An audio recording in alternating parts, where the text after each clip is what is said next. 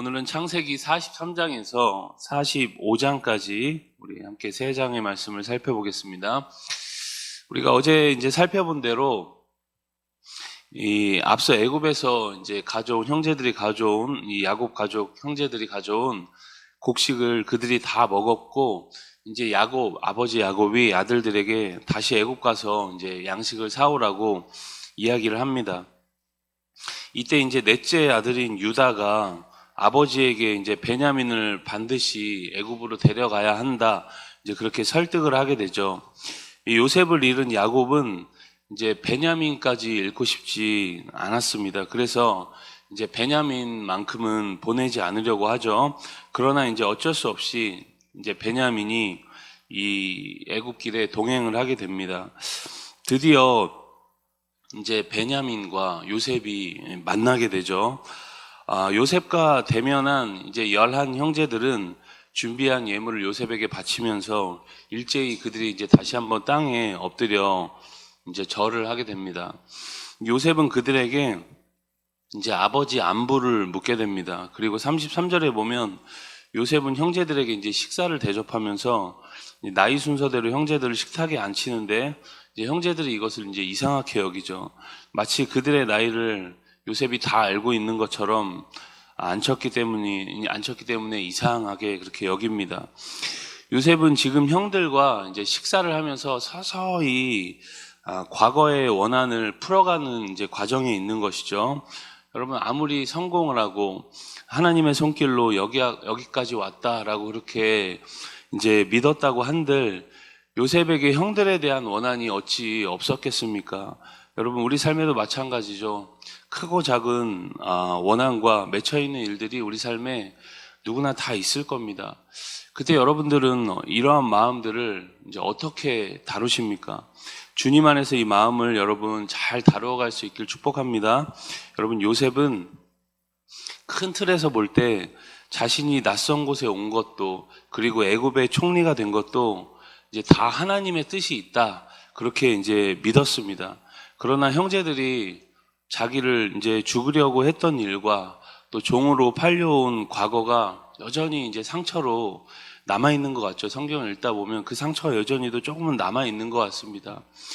여러분, 우리 삶에 돌아보면 다 하나님의 뜻이었으면 우리는 잘 알 수 있습니다. 다 하나님의 뜻이었지만 그렇다고 모든 원한과 상처들이 다 잊혀지는 것은 아니죠. 여전히 상처가 흔적으로 남아 있습니다. 요셉은 그 일들을 원한으로 간직한 것이 아니라 자신 집안의 이제 연약함, 시기하고 질투하고 미워하고 심지어는 막 종으로 팔아버리고 하는 그런 미움들이 자신 집안의 연약함이었다고 그렇게 생각했던 것 같습니다. 회복되고 치료되어야 할 이제 불행으로, 가정의 불행으로 생각했던 것이죠. 요셉은 지금 회복의 과정을 밟고 있는 것입니다. 보복하기보다는 형제들에게 지금 회개할 기회를 주고 있는 것이고, 다시 언약받은 하나님의 가정으로 회복되기를 소망했던 것입니다. 요셉은 이 형들의 시기와 질투가 여전히도 그때 그런 분쟁과 미움이 남아있는지 알아보려고 그러한 의도에서 43장에 보면 이제 베냐민에게만 이제 특별 대우를 해주는 모습을 볼 수 있죠. 우리 43장 34절의 말씀을 같이 함께 읽겠습니다. 요셉이 자기 음식을 그들에게 주되 베냐민에게는 다른 사람보다 5배나 주매 그들이 마시며 요셉과 함께 즐거워하였더라.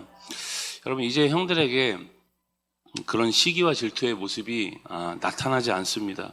그러나 요셉은 더 확실히 알기 위해서 한 번 더 형들을 이제 시험하게 되죠. 먼저 44장으로 가시면 1절부터 17절까지 요셉은 집으로 돌아가는 형제들의 자루에 양식과 돈을 풍족하게 넣어줍니다. 그리고 요셉의 진짜 동생인 이제 베냐민의 자루에만 은잔을 넣어주죠. 그리고 베냐민을 도둑으로 몰아버립니다.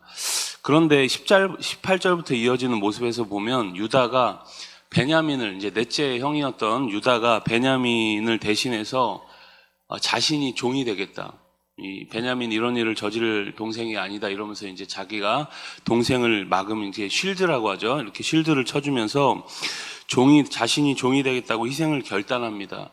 이러한 형제들의 모습 속에서 요셉은 이제 비로소 확신을 하게 되죠. 이제 형제들 사이에 분쟁과 시기와 질투가 이제 조금은 정리가 되었음을 이게 확신을 합니다. 예전 같았으면 어떻겠습니까? 베냐민만 버려두고 아마 갔을 겁니다. 그러나 이제는 분명히 달라졌죠. 여러분, 혹시 우리 가정 안에 반복되는 죄악은 없습니까? 복을 누려야 되는데 우리 가정이 참 하나님이 주신 복 가운데 살아야 하는데 그 복을 누리지 못하게 하는 어둠이 혹시 우리 가정 안에 있다면 회복되는 은혜가 이 새벽에 있길 간절히 소망합니다. 여러분, 요셉은 그러한 죄악이 이 가문에서 다 떠나가길 원했습니다. 요셉이 뭔가 달라도 다르죠. 그럼 유다의 모습 속에는 유다의 모습 속에서 우리는 이제 진정한 희생을 보게 됩니다. 유다의 진심이 이제 가정을 회복시키는 거죠. 이어서 우리가 45장으로 가면 다시 형제들을 만난 요셉은 이제 감정을 억제하지 못하고 펑펑 웁니다. 형들이 자신들의 과거에 대해서 이제 반성하고 있고 또 인간적인 어떤 우애가 이제 더 이상 참지 못하고 터져버린 것이죠. 드디어 자신의 정체를 형들에게 밝힙니다. 형들은 이제 뭐 굉장히 놀랐겠죠. 말문이 막힙니다. 미디안 상인에게 팔려갔던 이 요셉이 애굽의 총리가 되었다고 여러분 상상이나 할 수 있었겠습니까? 요셉의 형들은 순간 두려움에 떱니다. 자신들이 과거에 이제 지은 죄에 대한 처벌 때문이겠죠. 여러분, 요셉은 형들을 안정시키려고 합니다. 요셉은 자신의 형들에게 팔려서 애굽으로 온 것은 이제 다 하나님의 섭리였다라고 이야기하면서 그들을 안심시킵니다. 그리고 그들의 허물을 감추어주는 모습이죠. 여러분, 요셉은 분명 형들을 원망할 수 있었습니다. 그리고 자신의 인생에 대해서 그렇게 원망하고 불평할 수 있었겠죠. 그러나 요셉은 그렇게 하지 않았습니다. 왜냐하면 하나님께서 큰 그림으로 나를 이끌고 있다라고 믿었기 때문이겠죠. 여러분, 오늘을 살아가는 우리들도 이런 요셉의 자세를 배워야 합니다. 눈앞에 닥친 일만 보면 우리가 원망이 생기고 힘이 들죠. 그래서 우리는 우리 삶을 조금 먼 발치에서 제3자적 관점으로 하나님 눈으로 자신의 삶을 보는 습관을 가져야 합니다. 9절 이하에 요셉은 그의 형제들과 아버지를 애굽으로 불러들입니다. 그리고 기근에서 야곱 가정을 이제 구해내죠. 그리고 그 땅에서 그야말로 이제 이스라엘이 이제 민족으로 번성을 하게 됩니다. 하나님의 일하심이 여러분 이렇게 재밌고 묘하게 이제 이끌어가는 모습을 볼 수 있습니다.